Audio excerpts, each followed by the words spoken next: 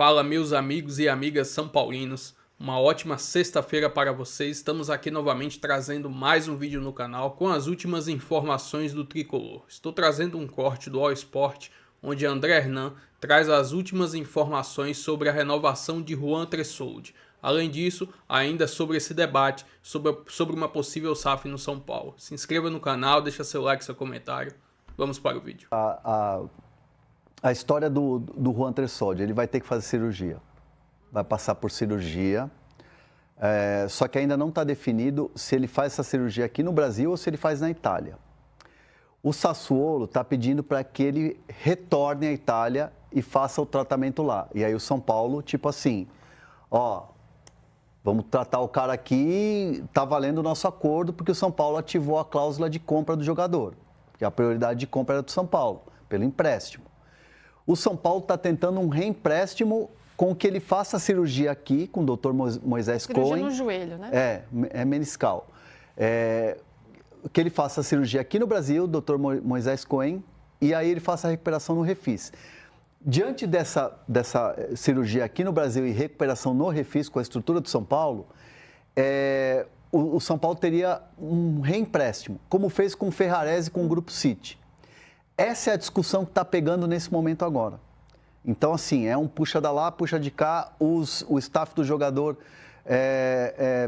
tenta um acordo, evidentemente. O jogador, assim, a informação que eu tenho é que o jogador quer ficar no São Paulo, quer permanecer no São Paulo, quer se recuperar no Brasil, mas ele tem contrato com o Sassuolo, e o Sassuolo quer o retorno dele imediato, porque aí é que está. A leitura que eu fiz, e uma fonte me confirmou isso, é que o Sassuolo está forçando a volta dele para o São Paulo comprar logo, entendeu? E aí os caras recebem o dinheiro. Entendi. Então é uma estratégia do Sassuolo para vender logo o jogador. Uhum. E o São Paulo tenta um reempréstimo para aquilo que o Belmonte, inclusive, falou para a gente no de primeira, no Zona Mista, que a gente mostrou aqui no de primeira. Um reempréstimo para pagar em 2026. Então, essas conversas estão sendo costuradas e, assim, o São Paulo poderia ter tido um reempréstimo na boa. Só que o que deu uma atrasada nessa conversa foi o fato do São Paulo ter atrasado a parcela de 100 mil euros, de 100 mil euros. Aí deu uma azedada na relação. Porque não vou dizer que azedou a relação, mas, assim, fica uma coisa assim, será que eu vou receber? Então, o Sassuolo quer garantias de que vai receber. Então, assim, o São Paulo já pagou, tá? Essa parcela atrasada do São Paulo já pagou. Então, são tratativas que estão acontecendo para que o jogador faça essa cirurgia no Brasil, se recupere no Brasil e tenha o contrato estendido com o São Paulo. E o São Paulo continua querendo a permanência mesmo com a cirurgia? Não, o São Paulo quer a contratação em definitivo. A cirurgia, dá para imaginar quando ele volta? Não, então, aí é que tá, não tem... É joelho? Mas não é... meniscal, você falou. Não é nada, é assim, não é uma lesão que ele teve que é agora, ele já iria parar para tratar. Meniscos são 40 a 50 dias. Não é uma... Não é como de ligamento, que você perde um ano. Não é aquela coisa assim, nossa, ele tem uma lesão grave, meu Deus do céu, vai ficar sem jogar 3 meses. Não é isso. É uma cirurgia, uma correção. E aí ele tem um tempo de recuperação, 3 semanas, acho que Eu vou estar dando prazo aqui, não sou médico. Sim. Mas assim, nem o clube sabe quanto tempo é a recuperação. Mas não é nada assim, tipo, fora do comum, 3 meses, 6 meses e tal. Mas é uma situação que está acontecendo, essa discussão nesse momento agora. Perfeito. Então tá aí uma atualização dessa situação, né, dessa questão da física, da lesão, que acaba envolvendo a negociação, interferindo, influenciando na negociação. E claro, você tem mais notícias aqui que o André Hernan vai trazer no All Sport, na coluna. Que ele falou e a gente tem entendimentos diferentes. Ele falou, eu entendi, ele falou, a SAF parece um processo inevitável e você entende como um outro entendimento, mas ele falou sobre SAF no São Paulo. Eu acho que ele está vendendo o São Paulo. Da situação terrível financeira. Está vendendo o São Paulo pela entrevista que deu, Arnaldão.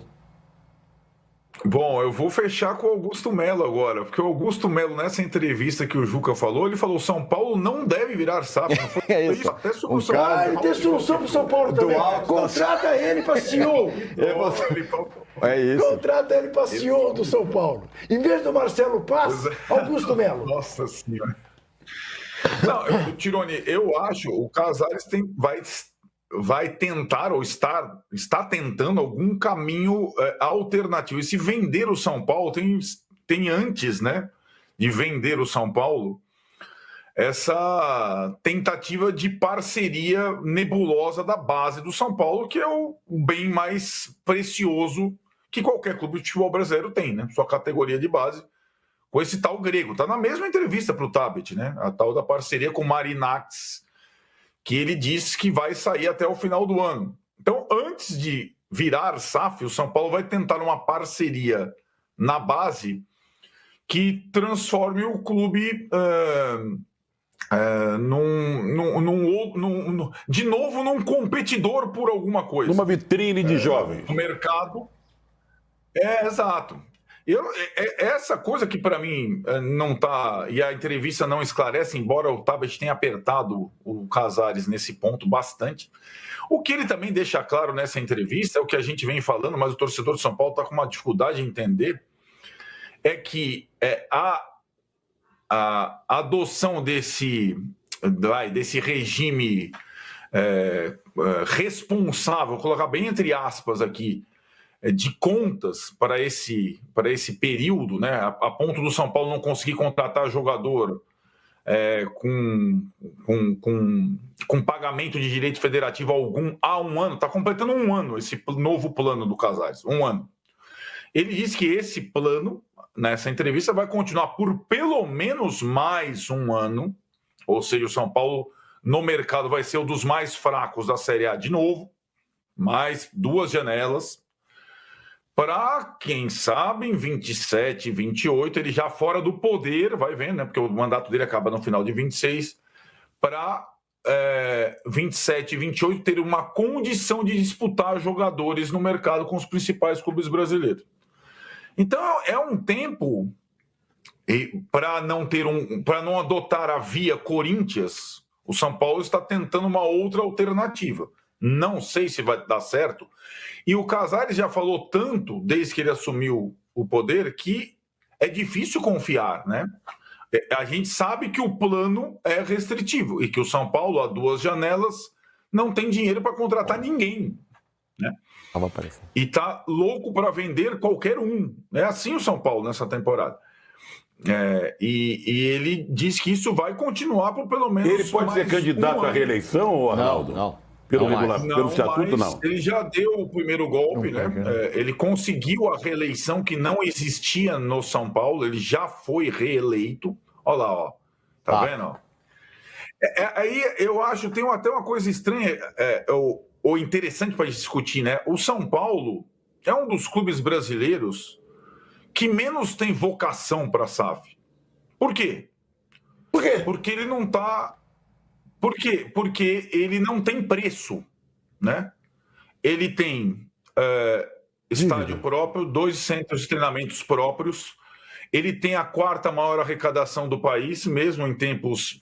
Ele não está no regime falimentar que estiveram Botafogo, Cruzeiro, Vasco, entre tantos outros. Pensar em virar SAF para ter time melhor é uma coisa. Pensar em... As SAFs no Brasil, elas chegaram em alguns clubes como única alternativa. Para pagar a dívida, não. O que o torcedor acha que virar SAF e vender para um dono, você vai ter um timão no ano seguinte. Não, mas acho que no caso do São Paulo, é para pagar a dívida. Mas dá para pagar sem virar SAF. Também acho que dá. Mas é o que o São Paulo está tentando fazer.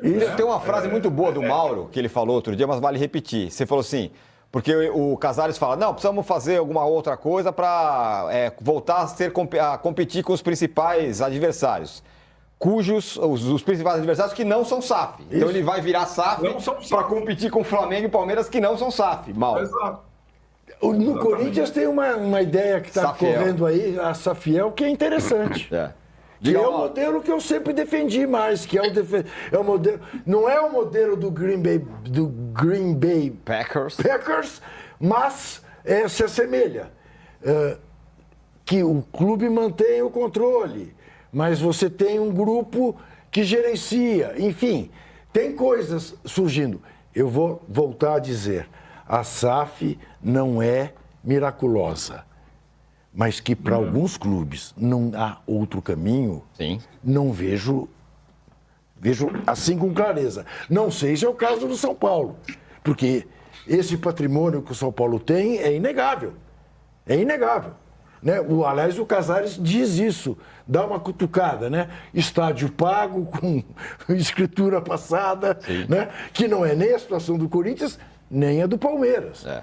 Né? Não. Mas diga, Palmeiras Mauro. é assim. Não, escritura passada ainda não. Não, ainda pode ter um problema com a... É alugado. Não, eu falei que você outro dia falou que o Casares fala, não, para ser competitivo contra os principais players, precisamos, eu não sei se virar SAF, mas de um outro modelo. Mas aí ele disse que não podia ficar para trás. Isso, exato. E aí, mas é para ficar para trás dos times que não são SAF, né? Mas ele já falou também que, dessa mesma entrevista, ele fala de ter um investidor, mas manter o controle do clube. Eu acho que quem procura isso procura um trouxa. Né? O trouxa põe o dinheiro e o outro manda. Isso não vai Quem existir. vai fazer isso? Ninguém. Eu boto o dinheiro e quem controla é o outro. Eu só boto o dinheiro. Para quê? Isso não existe, gente. Isso aí é uma coisa surreal. Mas há muita semelhança entre o discurso dele e o do Mário Bittencourt no Fluminense. Né? Pois é. Acho bem parecido. Aliás, vale frisar que o Marcelo Paes virou CEO do Fortaleza e analisando ali o relatório Convocados 2024-25 do César Grafietti, percebe-se que o Fortaleza também começa a dar sinais minimamente preocupantes com relação às finanças. Acho que vale frisar também, né? Embora faça um ótimo trabalho e tal, de recuperação do clube, acho que esse é o momento também que o próprio Fortaleza claramente ele precisa de um certo cuidado, porque tenta acompanhar o pique de outros, tendo uma renda menor, estando numa região onde o poder aquisitivo da população é menor, o PIB é menor, ou seja, o potencial de obter receita ele é inferior ao de outros estados. Então, Fortaleza também, no momento de uma certa atenção. E continua alertando. Atenção para o que está acontecendo com a holding, a qual faz parte o campeão brasileiro sul-americano Botafogo. E vou trazer aqui mais algumas informações do Tricolor. Estou trazendo aqui uma matéria do GE.com, onde Bruno Giofrida, que é o autor dessa matéria, traz algumas informações. O São Paulo mira até 3 reforços e 2 saídas nessa janela de transferência. Tricolor monta planejamento de olho no segundo semestre da temporada. O São Paulo pretende fazer mudanças no elenco comandado por Zubeldia. Durante a paralisação das competições devido à Copa do Mundo de Clubes, o objetivo do Tricolor é contratar até 3 reforços. As necessidades do elenco foram mapeadas pela diretoria e pela comissão técnica nos últimos meses. O São Paulo então concluiu que precisa de um centroavante, de um atacante que pode jogar pelos lados e de um meia. O Tricolor entende que não será simples reforçar o elenco comandado por Zubeldia por causa de restrições financeiras, mas tem buscado alternativas para atender as necessidades para o segundo semestre. Um dos alvos do São Paulo no mercado é Carlos Vinícius, com contrato com o Fulham até agora em junho. O atacante tem 30 anos, não renovará com o clube inglês. Ele se encaixa nas características procuradas pelo Tricolor, principalmente por estar livre no mercado a partir de julho. A tendência é que o São Paulo mapeie o mercado em busca de jogadores com um perfil parecido, não tão jovem, com experiência, mas ainda com um bom tempo de carreira pela frente. Em crise financeira, o Tricolor entende que o melhor cenário possível é gastar pouco, que tem com salários e luvas, premiação com assinatura de contrato, em vez de pagar outros clubes para conseguir contratar jogadores, que seria o caso do Carlos Vinícius. O meia Matheus Alves tem sido procurado por outros clubes. O garoto revelado em Cotia, que foi promovido a profissional nesta temporada e venceu até a Copinha, está na mira do CSKA. Nos últimos meses, o clube europeu chegou a fazer uma chamada de vídeo com o garoto, demonstrando interesse. E o São Paulo definiu que só vende o jogador por pelo menos 10 milhões de euros. O São Paulo está tentando renovar com o zagueiro Juan. Tenta prorrogar o seu empréstimo por mais um ano, com metas de pouca dificuldade a serem batidas, mas o atraso no pagamento do atual acordo está dificultando as conversas.